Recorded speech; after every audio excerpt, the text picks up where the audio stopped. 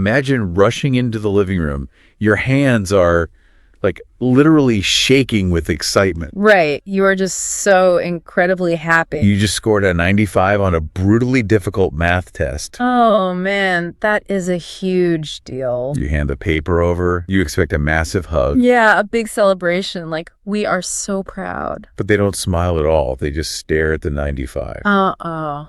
I know this feeling. And the very first question is, what happened to the other 5 points? Ouch, that is just completely crushing. Who in your class got 100? You walk in seeking validation, and you walk out with a perfectionism complex. Welcome to WLAD English channel. We are so glad you're hanging out with us today. Today we are doing a deep dive into an amazing source. I am really excited about this one. The official title is Growing Up with Strict Parents, Expectations versus Reality, Intermediate English Podcast. That is definitely quite the title. It really is. Our mission today is to explore this text. We want to see how it uses this heavy emotional experience. Exactly. It uses that trauma to teach the transition from basic A2 English to B1 English. Okay, so I have a question right away. Sure, go for it. Why use such a painful memory for a language lesson? That is a really great question. I mean, why not just talk about a fun vacation? Well, emotion is a powerful memory tool. Oh, so the emotion acts like a kind of glue. Yes, exactly. Let me give you a practical example. Okay, I'm listening. You remember the word strict because you felt the heavy pressure. I see. It anchors the vocabulary in real reality. Right. Another example is this. You learn much faster, but it can feel a bit uncomfortable. That makes total sense. The text talks about a heavy stone on your chest. And an invisible wall. You feel isolated inside your own home. It's like you keep hitting this barrier. You try to connect, but you just can't. I always think of it like climbing a huge mountain. You finally reach the top and you are totally exhausted. But your parents just look at you and say you climbed the wrong mountain. Or they point to a taller one. They ask why you aren't up there yet. So you feel frustrated. You worked so incredibly hard. But they are, never satisfied. Exactly. The text also says you are running a race that never ends. That sounds absolutely exhausting. It really does. Yeah. But it gives you the exact words to describe that feeling. Okay, so let's look at how the vocabulary actually upgrades here. We move from A2 rules to B1 boundaries. What does a basic A2 sentence actually look like here? And a beginner might say something like, I must do my homework first. Or maybe, I cannot play video games. Right, exactly. Or they might say, my parents had many rules. It sounds a bit like a robot. Or, a helpless child. Yes, it really does. But the B1 upgrade changes everything. How so? What is the new sentence? The text says, I grew up in a strict household where my parents set very clear boundaries. Oh, wow. That sounds so much more mature. It does. And instead of saying, I must do my homework, it changes. What does it change to? It becomes, they expected me to prioritize my homework. That is a massive shift. Wait, why is the word household better than just saying house? Well, house is just the physical building. Because it only means the walls and the roof, right? Exactly. I'll give you an example. The house is cold because the heater broke. Okay, that makes sense. But what about household? Household is the whole family environment. Oh, I see. Here's an example. A household has rules, but it also has a unique culture. So it's like upgrading your tools. You go from a blunt hammer to a sharp scalpel. Exactly. You are analyzing your childhood now. What about the word prioritize? Why is that better than must? Must basically means you have no choice at all. Does it mean you are making your own decision? Yes. It gives you some power. Here's an example. Okay, lay on me.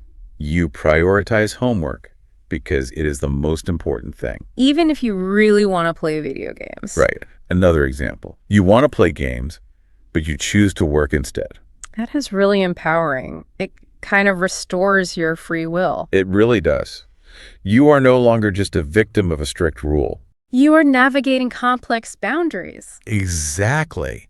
Now let's talk about connecting these conflicting realities. You mean parents who want the best, but cause so much stress? Yes, exactly that. Beginners rely heavily on because and but.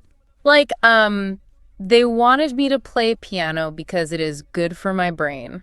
And then they say, I felt tired because of this. It's very simple. A happened and then B happened. Right.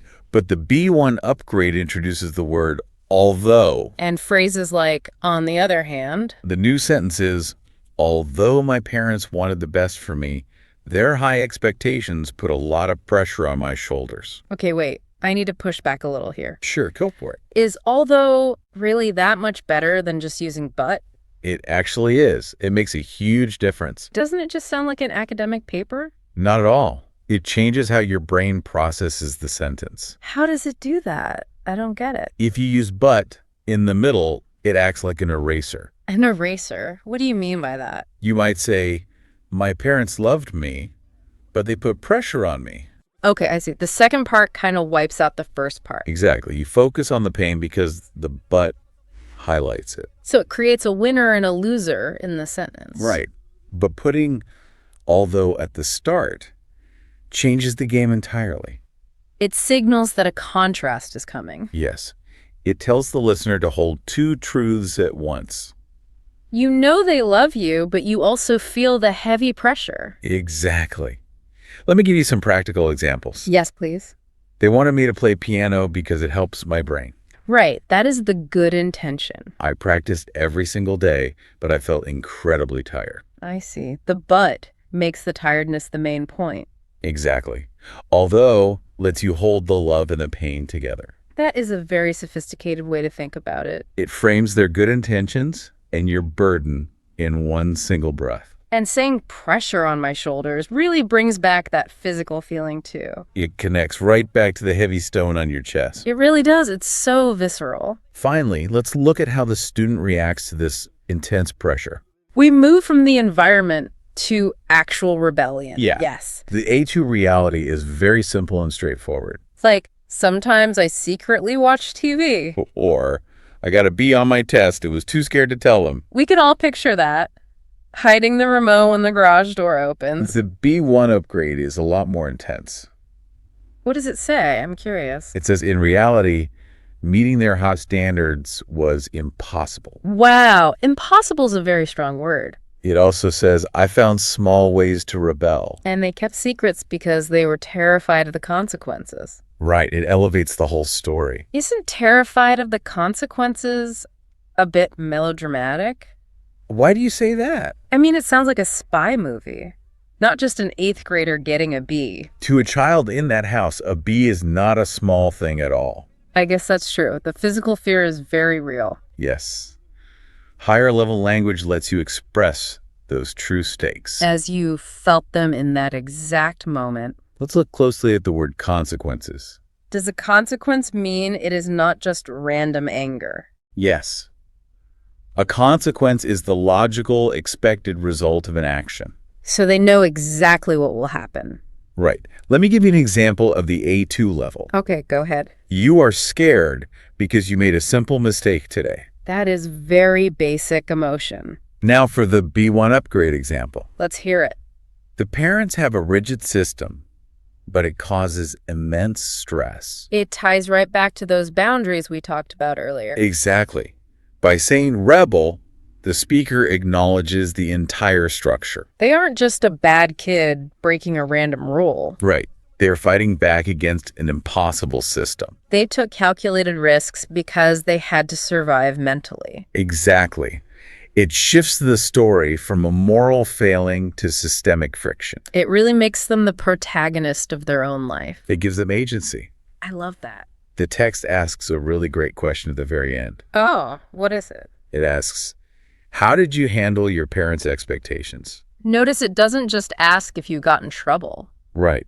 It assumes you now have the words to answer honestly.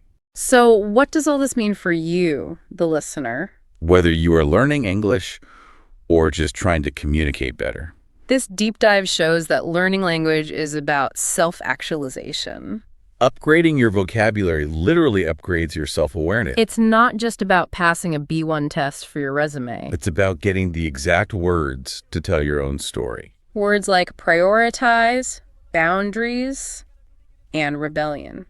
You move from a helpless child to an objective, nuanced adult. It is such a powerful transformation. I will leave you with one final thought to mull over. Something the text didn't explicitly mention, but we are hinting at. Right. What happens when you process your past in a different language? Oh, like linguistic distancing. Yes. If you talk about trauma in a second language, does it change the memory? Psychologists actually call this the foreign language effect. Right. You didn't grow up crying in this new language. You never heard people shouting in anger in this language. So your emotional responses are slightly dampened. Because the words don't have that visceral history for you. Does that emotional distance make it easier to heal? Maybe translating your trauma actually rewires the memory itself. It might help you finally dismantle that invisible wall. That is a profoundly interesting psychological frontier to explore. Keep questioning how you think, and pay close attention to the words you use.